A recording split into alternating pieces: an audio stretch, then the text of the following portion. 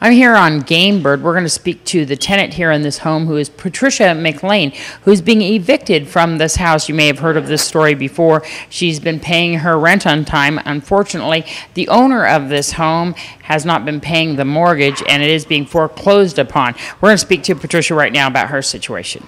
Tell me, Patricia, you live here with your two daughters, and how many animals? One. It's a min pin. How old are your daughters? One's 21 and one's 17. How long have you lived here? Almost a year. And what do you do for a living? I'm disabled. I was leaving my driveway and this guy came swooming in and jumped out of his car and ran up to me. And he said, "Do you live here?" And I was like, "Yes."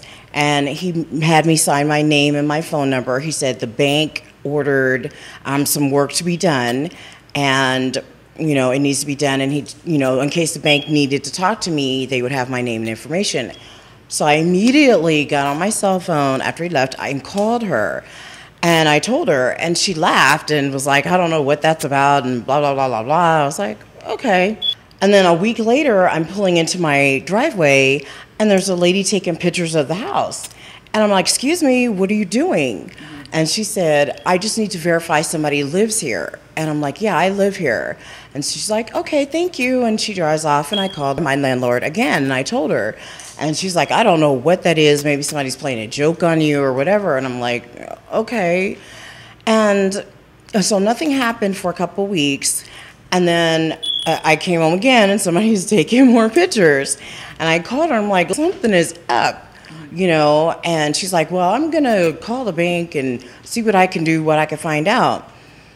So then a few days after that, my daughter calls me on my cell phone and says, "Mom, there's like 3 notices posted on the front door."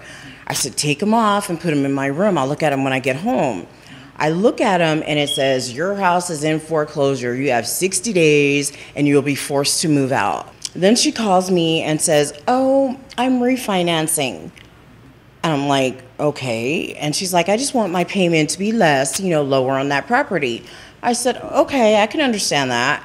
And then about a week later, she calls and she says she's doing a home modification loan. No, somebody had came again to take pictures. And I called her and she said, "Oh, I'm doing a home modification loan." And I'm thinking, last week you said you were refinancing.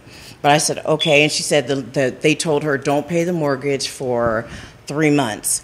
And I said, "Well, then what happens?" And she says, "Well, if she doesn't get approved, she'd have to pay the house current and everything would be all right. But if something unforeseen happened, then I'd have at least 6 months before I have to move out, and she would let me not pay the rent the last 2 months or whatever, so I could find a place of my own." If you'd like to give Patricia a phone call, call 537-5971. This is Deanna O'Donnell for News 41.